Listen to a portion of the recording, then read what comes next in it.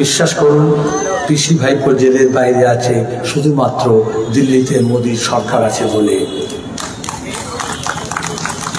বিশ্বাস করছেন তো? তাহলে কি করতে হবে? দাবাই কি আছে?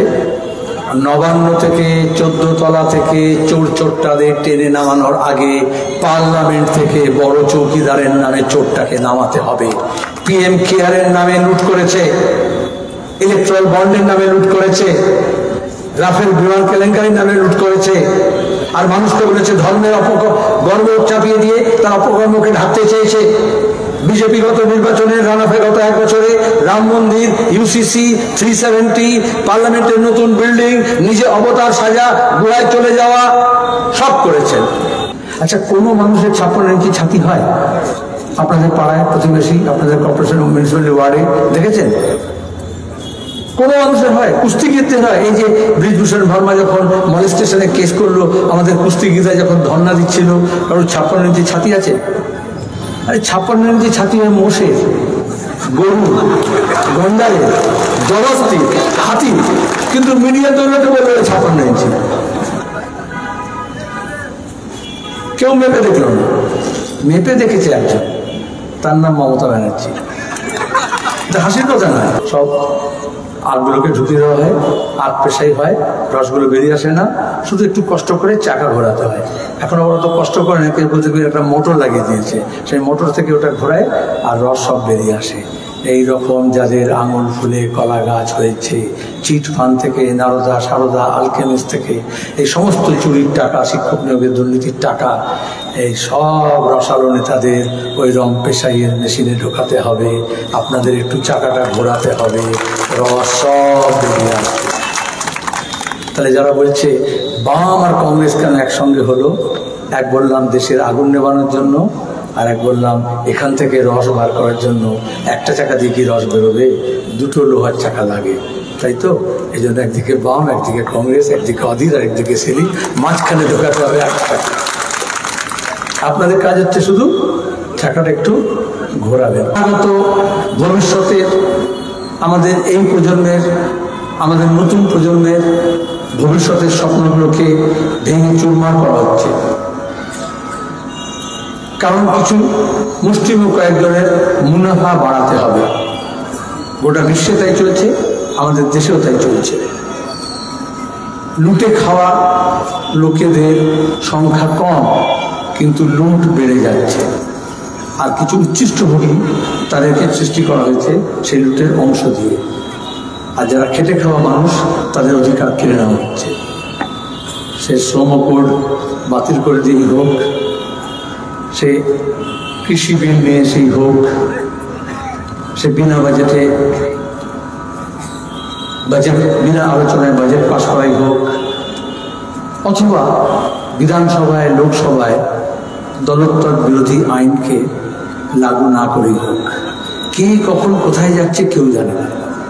আমাদের রাজ্যে এই পাশে ভাটপাড়া আছে, উত্তর 24 পরগনায় কাকিনাড়ায় গত লোকসভা নির্বাচনের আগের পর থেকে প্রতিদিন দাঙ্গা হাঙ্গামা বোমাবাজি হয়েছে। আমাদের রাজ্যের মানুষকে, ওই এলাকার মানুষকে বুঝিয়ে দেওয়া হয়েছে কে হিন্দিভাষী, কে বাংলাভাষী, কে বিহারি, কে বাঙালি, কে হিন্দু, কে মুসলমান। কিন্তু ওই এলাকার মানুষ এখনো বুঝলো না কে বিজেপি, কে তৃণমূল। ব্রিগেড প্যারেড গ্রাউন্ডে গিয়েছিল, তৃণমূলের এমপি টিকিট পায়নি, বিজেপির এমপি টিকিটে দাঁড়িয়ে গেছে। প্রতিদিন এটা হচ্ছে। এক দলের এমএলএ অন্য দলের এমপি প্রার্থী, এক দলের এমপি অন্য দলের প্রার্থী। কেন এটা হয়? আসলে লুটের যে রাজত্ব চলছে, এটা আলাদা করে বাংলায় লুট হচ্ছে তা তো নয়। একদিকে মোদির লুট আর একদিকে দিদির লুট। আমরা যখন লুটেরাদের বিরুদ্ধে আমরা কি বলেছিলাম? আমরা বলেছিলাম চোর ধরো, জেল ভরো। আমরা নির্দিষ্ট কথা কোনো বলিনি এই দল ওই দল, তার মানে এটাই। এই আমাদের স্বাস্থ্য, আমাদের বাসস্থান, আমাদের রাস্তাঘাট, গ্রাম, শহর, গঞ্জ, আমাদের বন্ধ, এসবের অবস্থা দেখুন। আমরা তিন করে বাংলা বলতে চেয়েছিলাম, আমরা সব করেছি, কথা বলিনি। Reversal of land reform.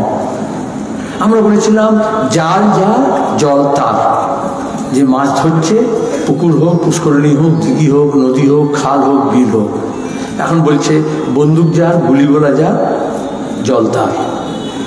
শহরের মধ্যে পুকুর বুঝিয়ে দিচ্ছে, নদী নালা বুঝিয়ে দিচ্ছে, বিল বুঝিয়ে দিচ্ছে, গাছ কেটে সাফ করে দিচ্ছে। আচ্ছা, আমরা তার বিরুদ্ধে। তাহলে তৃণমূল যদি গাছ কেটে বিক্রি করে দেয়, খাল বিল যদি বুঝিয়ে দেয়, দখলদারি করে, তার যদি আমরা বিরুদ্ধে হই, আর গোটা দেশে জঙ্গল সাফ করার জন্য পরিবেশ আইন নিয়ে এসছে, তাকে সংশোধন করেছে, আমাদের পরিবেশের অবস্থা কি হচ্ছে? নদী বেঁচে দিচ্ছে, পাহাড় পর্বত খাদান বেঁচে দিচ্ছে, তাই তার বিরোধিতা করবো না? অনেকে বলে আপনারা এটার বিরোধিতা করছেন তো ওটা কেন করছেন? আসলে চোরের বিরোধিতা করতে হলে দল দেখতে হয় না, লুটেরা বিরোধিতা করতে গেলে দল দেখলে, রং দেখলে হয় না। তাই যদি দেশের সর্বনাশ যারা করছে তার বিরুদ্ধে আমাদের লড়তে হবে। আর এই জন্যই আমরা বলেছিলাম, আমরা যদি একা না পারি, আমরা আরো বৃহত্তর ঐক্য গড়ে তুলব। এটাই তো আমাদের পার্টি সিদ্ধান্ত নিয়েছিল, এই জন্যই তো আমরা বামফ্রন্ট করেছিলাম। কিন্তু আজকে দাঁড়িয়ে আমরা বললাম গোটা দেশকে বাঁচানোর প্রশ্ন আছে, কারণ দেশে আগুন লেগেছে। আচ্ছা, যখন আপনার পাড়ায়, মহল্লায়, গ্রামে যখন আগুন লাগে, তখন তো সবাইকে ছুটতে হয়, আগুন আগুন বলে চিৎকার করে। যে যেখানে পারে বালতি দিয়ে হোক, ড্রামে করে হোক, বোতলে করে হোক, জল নিয়ে আসে, আগুন নেভায়। কিছু ডানপিটে ছেলে থাকে, তারা সেই আগুনের মধ্যে ঢুকে যদি কোনো বৃদ্ধ মানুষ, অসুস্থ মানুষ, বাচ্চা থাকে, তাকে বার করে নিয়ে আসার চেষ্টা করে, জীবনের ঝুঁকি নিয়েও। কেন করে? কারণ তার মন, তার মানব দরদী হৃদয়, তার সাহসিকতা। আচ্ছা, এটা যখন করে তখন আমরা কি কেউ দেখি কে জল নিয়ে এসছে আর কে পানি নিয়ে এসছে? এই বিতর্ক করি সে সময়। কিন্তু এই তৃণমূলে আছে না, ওই যে কাকটা কাকতো শুভপ্রসন্ন বললো, কে জল বলে কে পানি বলে। আসলে এটাই হচ্ছে RSS এর রাজনীতি, যারা মানুষকে ভাগ করছে। এই লুট সম্ভব ছিল না যদি মানুষের মধ্যে ফুড, হিন্দিতে বলে ফুড ডালা, যদি ভাগ না করতে পারতো। তাহলে মানুষকে আসলে ভাগ করছে, জাত পাত, ধর্ম, বর্ণ, ভাষার নাম করে ভাগ আছে। ওই আগুন লাগার সময় দু রকমের মানুষ থাকে। একদল মানুষ আগুন নেভাতে আসে, বড় অংশ তারাই, কিন্তু একটা ছোট অংশ থাকে, যখন জল বা পানি নিয়ে যখন লোকে ছোটে, তখন কিছু লোক কেরোসিন তেল আর পেট্রোল নিয়ে সেই আগুনটা বাড়াতে যায়। আজকে যখন দেশে আগুন লেগেছে, এরকম কিছু লোক আগুন বাড়াচ্ছে, আর কিছু বেশিরভাগ মানুষ আগুনটাকে নেভাচ্ছে। আমরা এই যে বাম কংগ্রেস নিয়ে ইন্ডিয়া ব্লক যে তৈরি করেছি, আসলে আমরা দেশের আগুন নেভাতে চাইছি। আর এই জন্যই যারা আগুনটাকে বাড়াতে চাইছিল, যারা সেই আগুনে নিজের রুটি শিখতে চাইছিল, তাদের একটু জ্বালা ধরেছে, কিন্তু বেশিরভাগ মানুষ সমর্থন করেছে। গোটা দেশ জুড়ে দেখবেন বিজেপির হাওয়া পাতলা হচ্ছে। আর যত বিজেপির হাওয়া পাতলা হচ্ছে, পশ্চিমবঙ্গে তৃণমূলও খুব একটা সুখে শান্তিতে নেই। 3 দফার ভোট হয়েছে, 3 দফার মধ্যেই তৃণমূলের দফা রফা হয়ে গিয়েছে। এখন 7 দফা বা 4 দফা আরও বাকি আছে।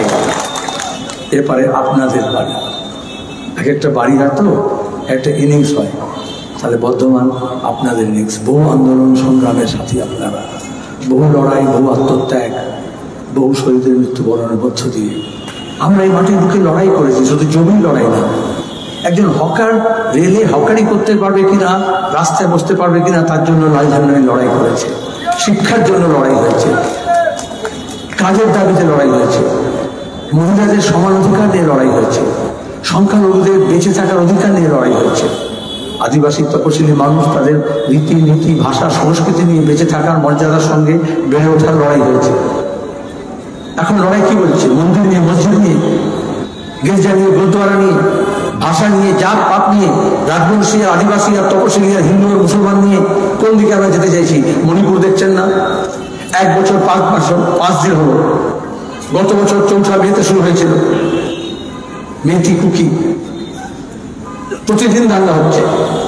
যারা বলেছিল ডাবল ইঞ্জিনের সরকার, ওখানে বিজেপি রাজ্য সরকার আছে, কেন্দ্রে বিজেপি সরকার আছে। প্রতিদিন মা বোনদের ইজ্জত নিয়ে খেলা হয়েছে, খুন খারাপি হচ্ছে। কেন্দ্রের সরকার, রাজ্য সরকার মিলে কি করেছে? দেশের মধ্যে, রাজ্যের মধ্যে একটা পার্টিশন করেছে। নাগা কুকির এলাকা থেকে মেথির এলাকায় আসবে না, আর মেথির এলাকা থেকে নাগা কুকির এলাকায় যাবে না। আমরা কি এরকম আমরা বাংলা দেখতে চাইছি? আমরা কি এরকম একটা দেশ দেখতে চাইছি? আমরা দেশভাগের শিকার হয়েছি, আজও তার দগদগে ঘা আছে। নতুন করে সেটা জাগিয়ে তোলা হচ্ছে। এই CA NRC কি? আমরা কখনো কে পূর্ব থেকে এসছে, কে পশ্চিম থেকে এসছে, আমরা এই ভাগ করিনি। সমর মুখার্জি এই বাংলা মানুষ ছিলেন, ভোটি ছিলেন, অথচ উদ্বাস্তু পুনর্বাসনের আন্দোলনের নেতা ছিলেন, কলোনি কমিটির সম্মিলিত কলোনি কমিটির নেতা ছিলেন। কারণ মানুষ যাতে পায়ের তলায় মাটি পায়, মাথার উপরে ছাদ পায়, তার জন্য লড়াই ছিল। আজকে দাঁড়িয়ে বলা হচ্ছে কে নাগরিক কে নাগরিক নয়। আমরা যখন সিএ এনআরসি নিয়ে প্রশ্ন উঠেছিল তখন থেকে বলেছিলাম এটা বিভাজন ছাড়া আর কিছু নয়। কেন নাগরিকতার প্রশ্ন তোলা হচ্ছে? আমি নিজে একমাত্র বামপন্থী সাংসদ ছিলাম, ওই সিএ যে সংসদীয় যৌথ সংসদীয় কমিটি ছিল তার মেম্বার ছিলাম। 3 বছর ধরে 2019 পর্যন্ত আমরা আটকে ছিলাম, এই আইনের কোনো প্রয়োজন নেই বলেছিলাম। 7 পাতার বিল ছিল, 77 পাতার আমার নোট অফ ডিসেন্ট ছিল, এখনো পার্লামেন্টের ওটা কাটছাট করে পার্লামেন্টের ওয়েবসাইটে পাওয়া যাবে। ওরা বলছিল এটা আনফিনিশড টাস্ক অফ পার্টিশন, দেশ ভাগ হয়েছে কিন্তু মানুষ ভাগ হয়নি, তাই মানুষকে ভাগ করতে হবে। আর আমরা বলেছিলাম আমাদের এখানে দাঁড়িয়ে কাউকে নতুন করে এনআরসি সিএর নাম করে কারণ নাগরিকতা নিয়ে প্রশ্ন করা যাবে না। মমতা ব্যানার্জি চেঁচি করছেন, ওদের এমপিরা পার্লামেন্ট থেকে কি করেছিলেন, কোন কথা বলেছিলেন? 3 জনের মেম্বার ছিলেন ওদের। যখন বিল পাস হয়েছে 2019-এর পরে, যখন বামপন্থী এখান থেকে সাংসদ হয়নি, অনায়াসে বিল পাস করে দিয়েছে, একটার পর একটা আইন করেছে। কোন নীতিগত প্রশ্নে তৃণমূল বিজেপি বিরোধিতা করেনি, করতে পারে না। আর এখানে যখন ভোট হচ্ছে তখন দাঁড়িয়ে রাজ্যপাল আর মুখ্যমন্ত্রীর মধ্যে কুস্তি হচ্ছে, রাজভবন আর নবান্নের মধ্যে হচ্ছে, নাটক হচ্ছে প্রতিদিন। পঞ্চায়েত নির্বাচনে আমরা দেখেছিলাম, যখন এনার যে পঞ্চায়েত নির্বাচন হয়েছে, ভোট লুট হয়েছে, রাজ্যপাল রাস্তায় নেমে নাটক করেছিলেন। আর তারপরে যখন গণনা চুরি করেছে is IPS officer, WBCS officer, রাজ্যের পুলিশ অফিসাররা, তখন রাজ্যপাল কোথায় ছিলেন? আজকে টেলিভিশনে যখন নির্বাচনে আমরা বলছি হকের কথা, রুটির কথা, রুজির কথা, উন্নয়নের কথা, স্বাস্থ্যের কথা, শিক্ষার কথা, অধিকারের কথা, তখন দাঁড়িয়ে প্রতিদিন রাজ্যপাল আর মুখ্যমন্ত্রীর মধ্যে তুতু ম্যামে হচ্ছে। আসলে ওরা হকের কথা বলতে চায় না, ওরা রুটি রুজির কথা বলতে চায় না। এই নির্বাচনটা আমাদের জীবন জীবিকার প্রশ্ন, এটা দেশের নীতি নির্ধারণের প্রশ্ন। তাহলে দেশের নীতি নির্ধারণে রাজ্যপালের ভূমিকা কি? রাজ্যপাল তো নাথিং বাট অ্যান এজেন্ট, কেন্দ্র সরকারের একটা এজেন্ট। সে তো কেন্দ্র সরকার থেকে মনোনীত, অ্যাপয়েন্টেড। কিন্তু দেখবেন বিজেপির নেতারা এত অপদার্থ যে এত টেলিভিশন চ্যানেলের এত টাইম কিনে নেওয়ার পরেও ইলেকট্রাল বন্ড ফান্ডের টাকা থেকে, কিন্তু সেখানে দাঁড়িয়ে তাদের মুখ দেখানো যাচ্ছে না, সেজন্য রাজ্যপালকে দিয়ে রাজনীতি করা হচ্ছে। আর মুখ্যমন্ত্রী ও তৃণমূলও একটা ছায়াযুদ্ধ করতে চায়। আরে লড়াইটা হচ্ছে মানুষের বিরুদ্ধে, লড়াইটা হচ্ছে মানুষের দাবি নিয়ে, কিন্তু সেখান থেকে নজরটাকে সরিয়ে দিতে চাইছে। আমরা প্রথম থেকে বললাম, এটা অসাধারণ নির্বাচন, কারণ আমাদের যে সাংবিধানিক অধিকার, সংসদীয় ব্যবস্থা, তাকে টিকিয়ে রাখতে হবে। এই যে আমরা এখানে, আমি 2 পায়ে দাঁড়িয়ে আছি, আমাদের দেশ আধুনিক ভারত স্বাধীনতার পরে আমরা যেটা গড়ে তুলেছি, তার এই 2টো পা হচ্ছে সেকুলার ডেমোক্রেসি, গণতান্ত্রিক ধর্মনিরপেক্ষতা। যে দেশ গণতান্ত্রিক নয় সে ধর্মনিরপেক্ষ থাকতে পারেনি। যে ধর্মনিরপেক্ষ নয়, আমাদের প্রতিবেশী দেশগুলোতে দেখছি সেখানে গণতন্ত্র কায়েম হয়নি। আমাদের দেশে আরএসএস পরিকল্পিতভাবে গত 2 দশকের বেশি সময় ধরে ভারতের পশ্চিম উপকূলে গুজরাতে ল্যাবরেটরি তৈরি করে মোদিকে মুখ্যমন্ত্রী করে আমাদের যে ধর্মনিরপেক্ষতা যে ব্যবস্থা আছে তাকে ভেঙে চুরমার করেছে। গুজরাটে গণহত্যা হয়েছে, নরসংহার বলে, সেখানে ধর্ষণকে সেলিব্রেট করা হয়েছে, ধর্ষককে সম্মানিত করা হয়েছে, তাদেরকে খালাস করিয়ে নিয়ে, বেকসুর খালাস করিয়ে নিয়ে এসে তাকে মালা করিয়ে নিয়ে এসে মিছিল করা হয়েছে। আর একইভাবে একই প্রজেক্টের অংশ হিসেবে আমাদের রাজ্যে মমতা ব্যানার্জিকে কংগ্রেস ভেঙে তৃণমূল কংগ্রেস তৈরি করে দুর্গা সাজিয়ে আমাদের যে গণতন্ত্র, গণতান্ত্রিক কাঠামো, গণতান্ত্রিক মূল্যবোধ, গণতান্ত্রিক প্রতিষ্ঠান, তাকে ধ্বংস করার চেষ্টা করা হয়েছে।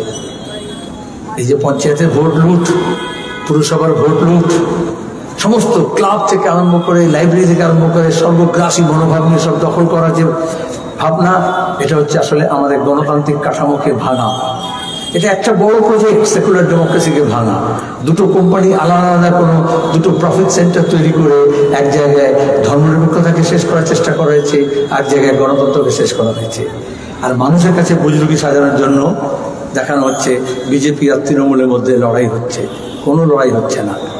গণতন্ত্রের সমাধি করে তার ওপরে কখনো ধর্মনিরপেক্ষতার চেরাগ জ্বালানো যায় না, আর ধর্মনিরপেক্ষতার কবর খুলে দিয়ে তার উপরে কখনো গণতন্ত্রের প্রদীপ জ্বালানো যায় না। আমাদের সেকুলার ডেমোক্রেসিকে রিক্লেম করতে হবে। We have to reclaim hour secular democracy. এবং এটা হচ্ছে পার্লামেন্ট নির্বাচনের মধ্যে কথা। যারা বিজেপিকে ভোট দিয়েছিলেন, কেন দিয়েছিলেন? কারণ এখানে যখন গণতন্ত্র হত্যা করা হচ্ছে, ধর্ষণ হচ্ছে, লুট হচ্ছে, চুরি হচ্ছে, চুরি হচ্ছে, 100 দিনের কাজের টাকা, ঘরের টাকা, জলের টাকা, বাঁধের টাকা সব চুরি হচ্ছে। বিধবা ভাতা, প্রতিবন্ধী ভাতা, ইমাম মসজিদের ভাতা, পুরোহিত ভাতা সেসবও চুরি করেছে। SC STদের স্টাইপেন্ড, মাইনরিটিদের স্টাইপেন্ড, হস্টেল ভাতা সেসবও চুরি করেছে। তাই কি বললো কিছু লোক? বললো দেখো এই এত ধর্ষক, এত চোর, এত গুন্ডা, এত বদমাইশ, এত মস্তান, এ বাবু তোমাদের মতো ভদ্রলোককে দিয়ে হবে না। তাহলে কি করতে হবে? বলে 56 ইঞ্চি চাইয়ে। বলেছিল না 56 ইঞ্চি? এটি হচ্ছে মিডিয়া। মিডিয়া কল্যাণে যেটা যা নয় তাকে প্রমাণ করে দেওয়া হয় শুধু টাকা পেলে।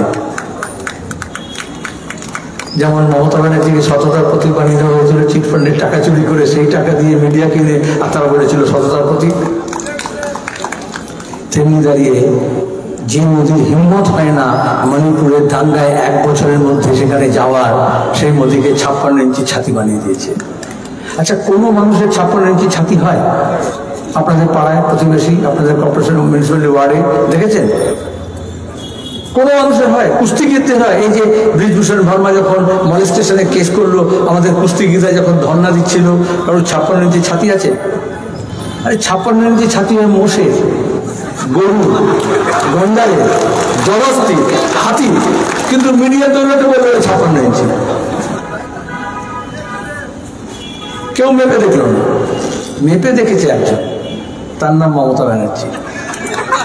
হাসির কথা নয়। আপনারা জানেন মোদি যখন গত নির্বাচনের পরে বলেছিল না যে আমি মমতাকে শাড়ি পাঠাই আর মমতা আমাকে কুর্তা পাঠায়, পায়জামা পাঠায়। পাঞ্জাবি পিস বলেনি, কুর্তা বলেছে। মোদি যে কুর্তা বলে আমার মতো ঢিলে ঢালা একদম ফিটফাট পরে, তাহলে নিশ্চয়ই তো চেস্টের মাপ জানে, ঝুল জানে, হাতা জানে, তাহলে কুর্তা পাঠায় কি করবে? ये अंदर की बात है, आराम का मामला है। আর বাইরে দাঁড়িয়ে হইচে হচ্ছে যেন যুদ্ধ হচ্ছে। এটাই রকম যুদ্ধ। চোর কখনো চোরের বিরুদ্ধে লড়ে না, লুটেরা কখনো লুটেরাকে সাফ করে না। যারা বিজেপি করেছিল তাদের উপর মায়া হয়। 10 বছরে বিজেপি সরকার আছে, হেমন্ত সোরেন জেলে, অরবিন্দ কেজরিওয়াল জেলে, ইডি সিবিআইকে কিভাবে ব্যবহার করেছে রাজনীতির সাথে গোটা দেশে আমরা দেখেছি। কিভাবে ওই ভাইপো, এখানকার ভাইপো নয়, অজিত পাওয়ার, শরদ পাওয়ারের ভাইপো 23,000 কোটি টাকার সেচ কেলেঙ্কারি অভিযুক্ত, যেই ভাইপো বিজেপির কাছে জমা হয়ে গেল 7 খুন মাপ প্রতিদিন হচ্ছে। আর এখানকার ভাইপো কয়লা পাচার, গরু পাচার, শিক্ষক নিয়োগের দুর্নীতি, হেন কাজ নেই, সোনা পাচার, বিস্কুট পাচার সব করেছে। আমরা ইডি সিবিআইকে বলেছি, কোর্টে জিতেছি। সেখানে দাঁড়িয়ে বিদেশি বান্ধবীদের অ্যাকাউন্টে কিভাবে আমাদের রাজ্যকে শুষে নিয়ে লুটের টাকা বিদেশে পাচার করা হয়েছে তার সব হিসেব আছে। কিন্তু একটা কাকুর গলার কণ্ঠস্বর নিতে 6 মাস লেগে গেল, স্যাম্পল নিতে। কোর্ট বলেছে, কোর্টের নির্দেশে প্রতিদিন হাইকোর্টে ইডি সিবিআইকে কানমালা খেতে হয়েছে। আচ্ছা, স্যাম্পল নিল, কত নাটক করে খবরের কাগজ তৈরি করে রাতারাতি গিয়ে পিজি থেকে নিয়ে জোকায় চলে গেল। তারপরে স্যাম্পলের রিপোর্ট 4 মাস লাগলো। আচ্ছা, আপনারা তো অনেক ডায়াগনস্টিক সেন্টার আছে, সরকারি বেসরকারি, কফ, থুতু, মল, মূত্র, পেচ্ছাপ, রক্ত সবই তো পরীক্ষা হয়। কোন পরীক্ষার রিপোর্ট 6 মাস লাগে, 4 মাস লাগে?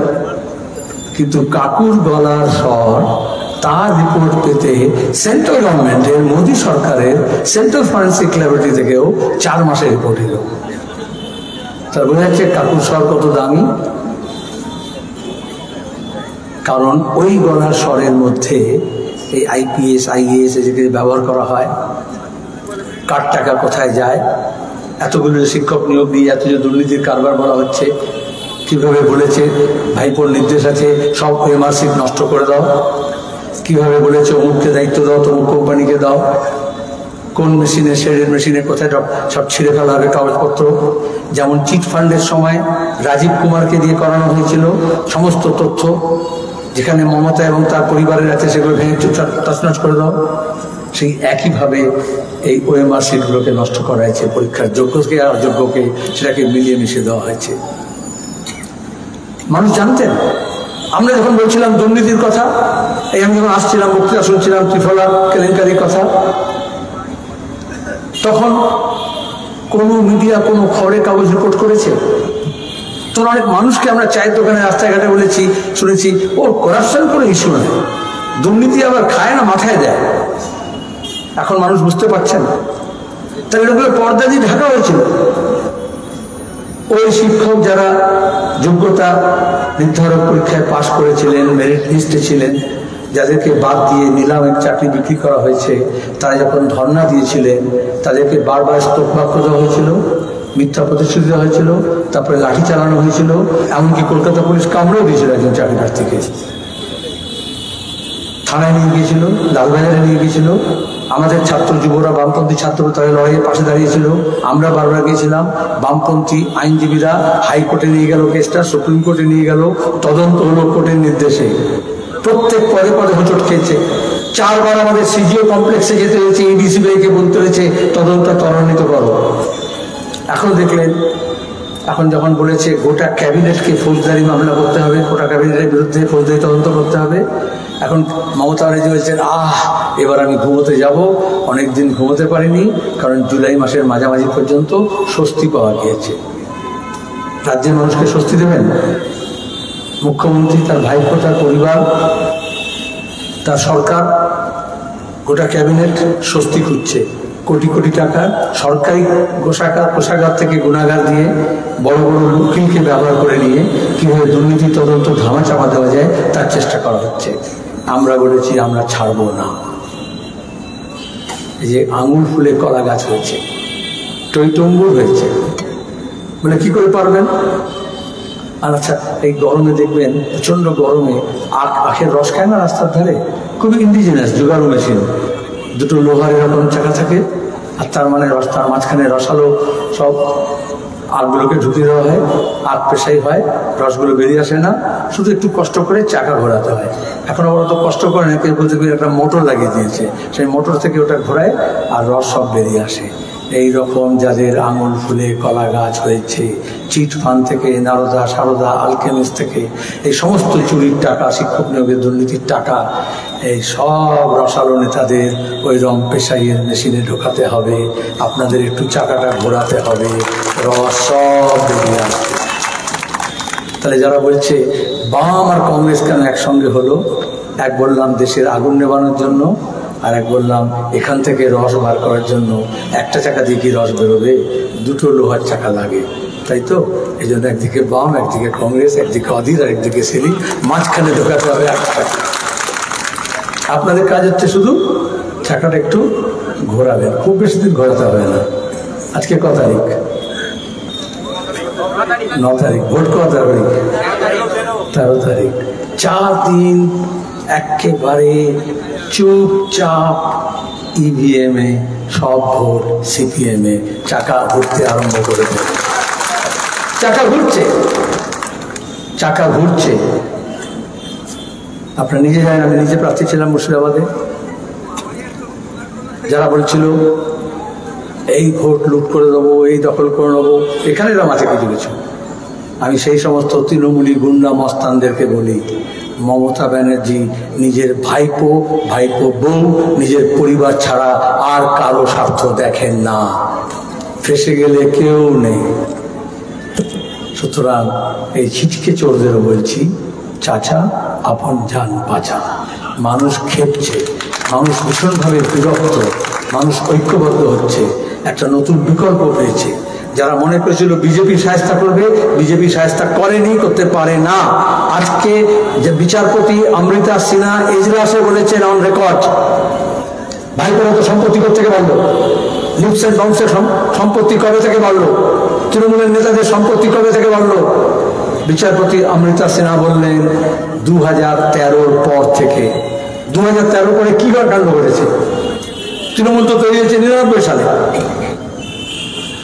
তৃণমূলের সরকার তো এসছে 2011-তে, 2013-র পরে 2014-তে বিজেপির সরকার এসছে, মোদি চৌকিদার হয়েছে, সৈয়া ভাই কোতোয়াল ডর কায়েগা।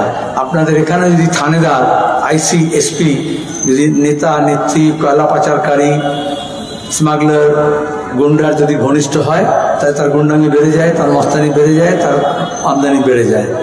এইরকম দিল্লির চৌকিদার মমতার ঘনিষ্ঠ হয়েছে বলেই ভাইপোর সম্পত্তি আরো বেশি বেড়ে গেছে। আজকে বিশ্বাস করুন, পিসি ভাইপো জেলের বাইরে আছে শুধুমাত্র দিল্লিতে মোদির সরকার আছে বলে। বিশ্বাস করছেন তো? তাহলে কি করতে হবে? দাবাই কি আছে? নবান্ন থেকে 14 তলা থেকে চোর চোরটাদের টেনে নামানোর আগে পার্লামেন্ট থেকে বড় চৌকিদারের নামে চোরটাকে নামাতে হবে। পিএম কেয়ারের নামে লুট করেছে, ইলেকট্রাল বন্ডের নামে লুট করেছে, রাফেল বিমান কেলেঙ্কারির নামে লুট করেছে, আর মানুষকে বলেছে ধর্মের গর্ব চাপিয়ে দিয়ে তার অপকর্মকে ঢাকতে চেয়েছে। বিজেপি গত নির্বাচনের রানাফে গত 1 বছরে রাম মন্দির, ইউসিসি, 370, পার্লামেন্টের নতুন বিল্ডিং, নিজে অবতার সাজা, গুহায় চলে যাওয়া, সব করেছেন। আমাদের হিন্দু শাস্ত্রে আছে, ধর্মে আছে, ইয়দা ইয়দা হি ধর্মস্য গ্লানির্ভবতু ভারত, তোর আবির্ভাব হয় না একজন অবতারের। মোদী এরকম নিজেকে একটা অবতার সাজিয়েছেন, আর মিডিয়ার দৌলতে অবতার বানিয়েছিলেন। এত গ্লানি এসব কি করে ঘুচাবে? তাহলে একটা নতুন অবতার এসছে, কিন্তু আমরা দেখলাম তার কোনো কাজই মানুষ স্বীকার করছেন না। আরে বাংলার আগে বিশ্ব লাগিয়ে দিলে বিশ্ব বাংলা হয়ে যায়? খুব বেশি একটা ওই বড় মার্কে একটা অখাদ্য একটা কিছু একটা মূর্তি তৈরি হয়। তাহলে গুরুর আগে বিশ্ব লাগিয়ে দিলে কি বিশ্বগুরু হয়ে যায়? দেখুন দুজনের কমন, এদিকে বলছে বিশ্ব বাংলা, ও বলছে বিশ্বগুরু। বেকার ছেলেরা কাছে এসে এ বলেছে চক ভাজো, ও বলেছে পকড়া তালো। ও বলছে বিকাশ, এ বলছে উন্নয়ন। দুজনে একই পাঠশালায় পড়েছে। এখানে যে এই যে চাকরি নিয়োগের দুর্নীতি দেখছেন, এটা শুধু স্কুলের শিক্ষায় নয়, মাদ্রাসায় হয়েছে। আচ্ছা, যখন মাদ্রাসা এবং স্কুল সার্ভিস কমিশন দুটোই গন্ডগোল করেছে, তাহলে তার বিরুদ্ধে যখন লড়তে হবে, যখন বন্ধ হচ্ছে স্কুল এবং মাদ্রাসা দুটোই যখন লড়তে হবে, তাই স্কুল আর মাদ্রাসাকে তো একসঙ্গে লড়তে হবে। মাঝখানে শুভেন্দু তৃণমূল থেকে বিজেপি হয়ে বললো মাদ্রাসা আলাদা, স্কুল আলাদা, হিন্দু আলাদা, মুসলমান আলাদা। তাহলে কি করতে হবে? না, আগে হিন্দু মুসলমান লড়, কার লাভ হলো? ওই যে বললাম, লুট করতে গেলে ফুট ডালে, এই ফুট ডালনা মানে হচ্ছে ভাগ করা। তবেই ঝুট চলে, তবে মিথ্যাচার চলে। এই মিথ্যাটা প্রতিদিন হচ্ছে, সেই মিথ্যার পর্দা ফাঁস করতে হবে। ওরা প্রতিদিন এই ধরনের বিষয়গুলোকে নিয়ে আসছে, যেগুলো মানুষের জীবন জীবিকার সঙ্গে সম্পৃক্ত নয়। মহাভারত রামায়ণের যারা গল্প করেছেন, যে যোদ্ধাদের, মহাবীরদের, তাদের সব এ থাকে না, তুন থাকে না, যেখানে সব স্বর থাকে আর কি, তারপরে একটা করে নেয় আর তারপরে নিক্ষেপ করে। বিজেপির তুনে যতগুলো স্বর ছিল এই নির্বাচনের প্রাক্কালে সব কটা স্বর নিক্ষেপ করেছে, কিন্তু কোনোটাই লক্ষ্যভেদ করতে পারেনি। বলেছিল अब की बार 400 পার, এখন আর বলছে না। এখন হঠাৎ কালকে দেখি মোদি বলছে আদানি আম্বানি নিয়ে কেন রাহুল গান্ধী কিছু বলছে না কেন? কেন বলে টেম্পো করে সব টাকা পাঠিয়েছে। আমাকে সাংবাদিকরা জিজ্ঞেস করলো মোদি বলছেন এরকম কথা, আমি বলতে পারেন। অন্য কোনো ব্যাপারে তার যোগ্যতা না থাকলেও এই ব্যাপারে তার যোগ্যতা এবং অভিজ্ঞতা আছে, কারণ আদানির আবমারির টাকাতেই তিনি গুজরাটের মুখ্যমন্ত্রী হয়েছিলেন এবং গুজরাটের মুখ্যমন্ত্রী থেকে এখানে প্রধানমন্ত্রী হয়েছিলেন। আদানির ছাপ লাগানো, এখানে যেমন মমতা ব্যানার্জি আলকেমিস্টের ছাপ লাগানো প্লেনে চড়ে মুখ্যমন্ত্রী হয়েছিলেন, ওরকম আদানির ছাপ লাগানো প্লেনে ঘুরে মুখ্যমন্ত্রী থেকে প্রধানমন্ত্রী হয়েছিলেন মোদি। তিনি এখন বলছেন, কেন বলছেন? কারণ মানুষকে এত সব কথা বলেছেন, কিন্তু মানুষ বলেছে মেরা রোজি কাহা, আমার কাজ কোথায়? তুমি বলেছিলে বছরে 2 কোটি বেকারকে কাজ দেবে, তাহলে 10 বছর এখন বলতে পারতে 10 দুগুণে 20 কোটি বেকারকে কাজ দিয়েছি। 20 কোটি পারিনি, 18 কোটি, 19 কোটি।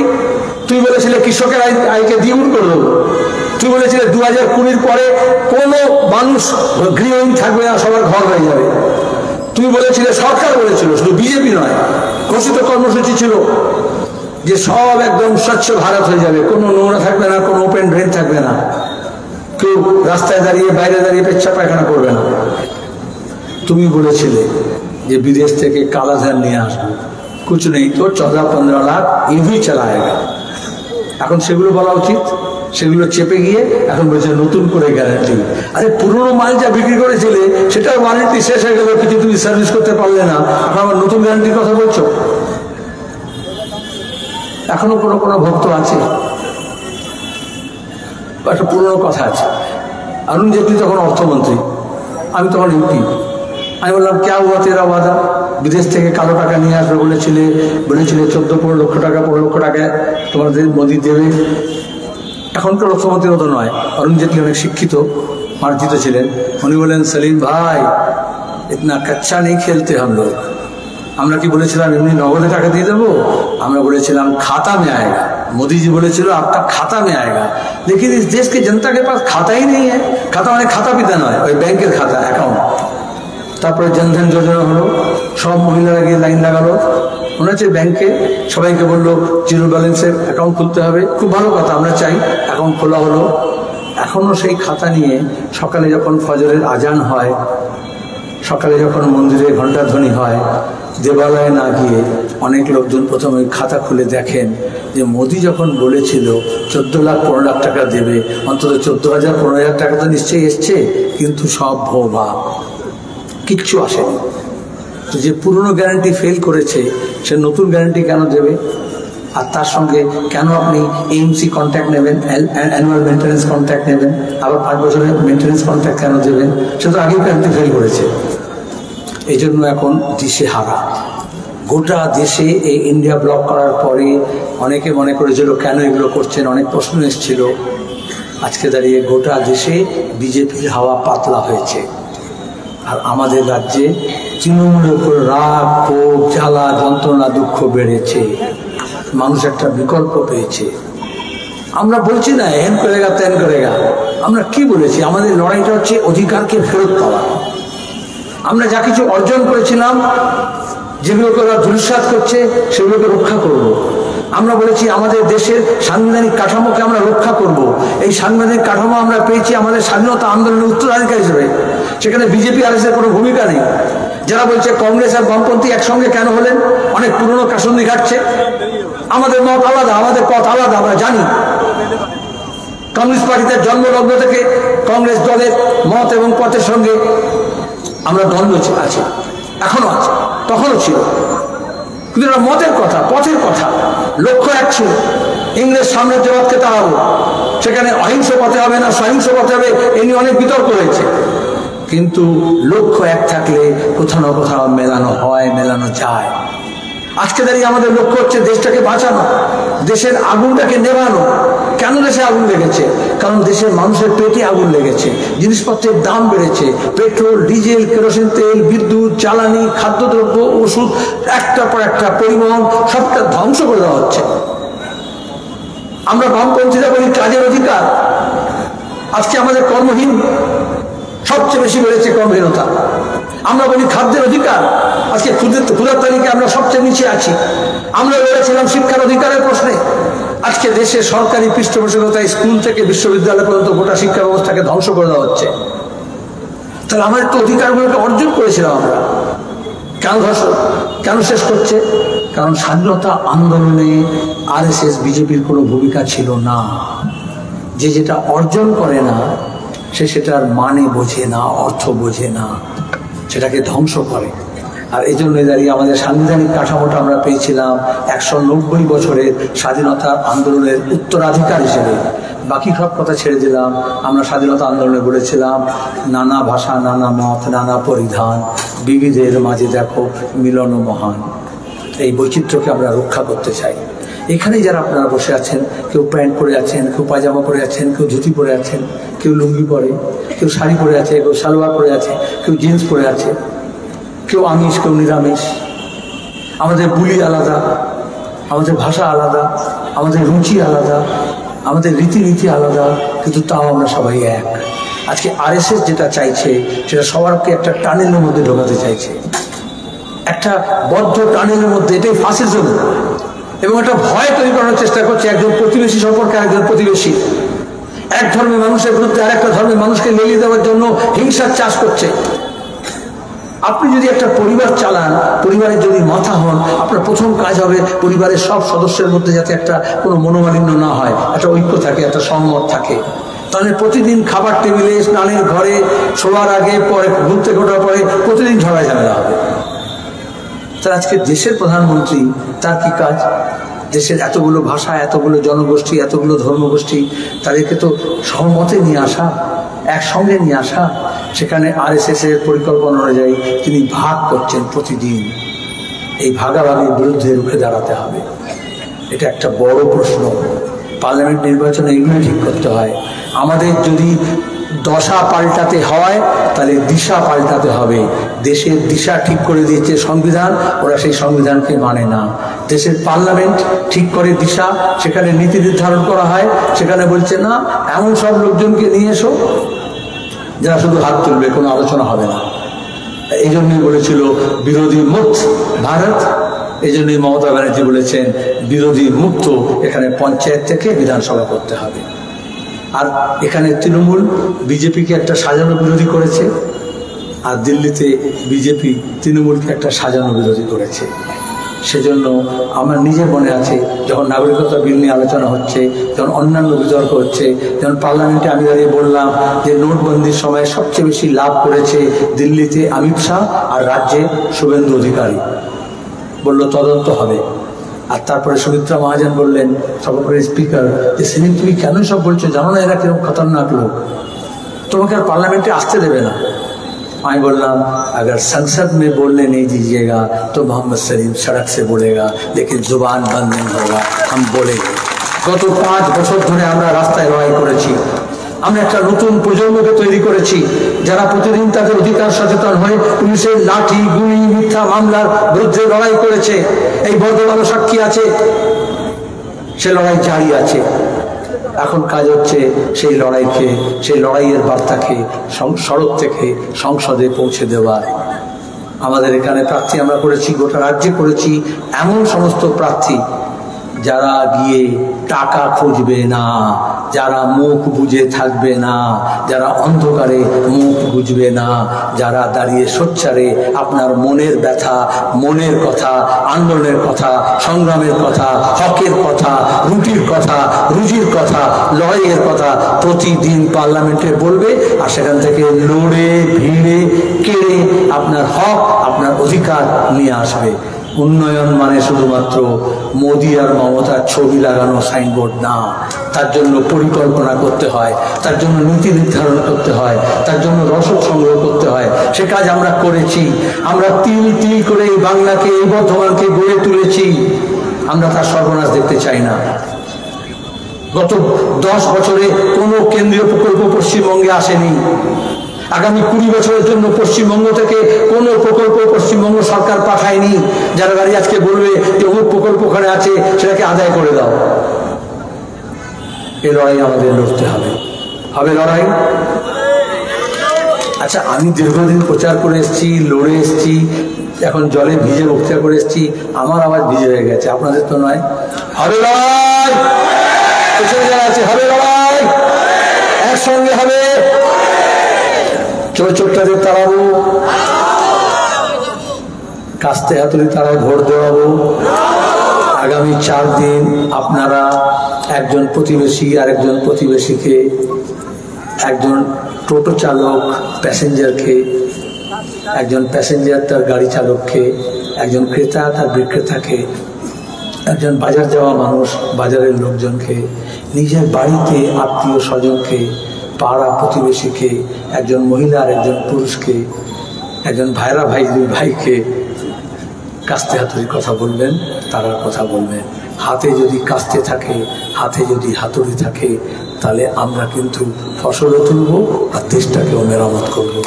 সে কাজটা আপনারা করবেন। সে কথা বলে আপনাদের অনেক সময় নিলাম, ক্ষমা করবেন। ঈদ তাহলে এখানে বর্ধমান শহর, আমাদের বর্ধমান পূর্ব কেন্দ্র এবং বর্ধমান আসানসোল, বর্ধমান দুর্গাপুর উভয় কেন্দ্রে, পাশে নীরব খাঁ, আর এদিকে হচ্ছে আমাদের সুকৃতি ঘোষাল শিক্ষাবিদ। ভোট দেবেন তো? ভোট দেওয়াবেন তো? বর্ধমানে ফিরে আসবে তো?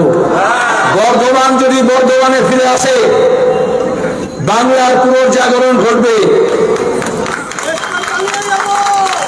লড়ে যাব, চেষ্টায় ফল মিলবে কিনা জানি না, কিন্তু লড়লে হবে। আর যদি কেউ মনে করে ভোট का दिन बक्सा बदलेगा पंचायत की तरह, जो बक्सा बदलने आएगा उसका नक्शा बदल कर रख दिया जाएगा। धन्यवाद।